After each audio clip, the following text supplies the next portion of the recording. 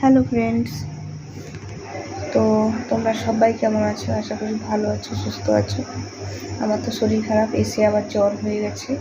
Nursing home থেকে আসার পরই ঠান্ডা গরম বা কোনো কারণবশত জ্বর হয়ে গেছে। মানে প্রচুর ঠান্ডা লেগেছে, গলা ব্যথা করছে, সর্দি হচ্ছে আর টেম্পারেচার আছে। আর প্রেগনেন্সির সময় একদম ওষুধ টষুধ তো খাওয়া যাবে না, প্রচণ্ড সমস্যা। আমার হাজব্যান্ডেরও শরীরটা খারাপ, আমারও শরীরটা খারাপ, তো এরকমই শুয়েছি। আর জানি না কতদিন ভুগাবে, ব্লগ ভিডিও তো করতে পারছি না, ছাড়াও শরীরে শুধু ভুগেই যাচ্ছি আমি।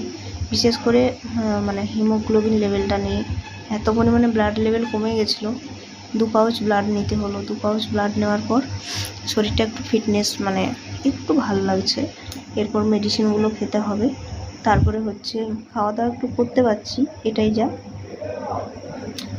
আর এই যে জ্বর হয়ে গেছে, আবার এসে শুয়ে পড়লাম। মানে শরীরটা যেন কিছুতেই শরীর খারাপ আর ঠিক হচ্ছে না। তোমরা একটু পাশে থেকো আর আমার ভিডিওগুলো একটু মন দিয়ে দেখো, আশা করি ভালোই লাগবে। তো যখন সময় হবে আমি ব্লগ ভিডিও দেব। তো জ্বরের তো মেডিসিন খাওয়া হবে না, ওরা খাচ্ছে, আমার খাওয়া হয়নি। শুয়ে আছি, স্নানটা করবো, সর্দি ভালো লাগছে না। তো চলো, ভিডিওটা এত দূরেই রাখলাম। বলে দিচ্ছি যে ভালো লাগছে না শরীর, দেখে মনে হচ্ছে একদম কেলচে গেছে, চোখ মুখ ঢুকে গেছে পুরো। নার্সিংহোমে এসি আবার বাড়িতে যে গরম, মানে যার জন্য এসিটা এত পরিমাণে চালিয়েছিল ভোরবেলায়, বিশেষ করে পুরো কাঁপিয়ে দিয়েছে, ঠান্ডা হয়ে গেছিলো।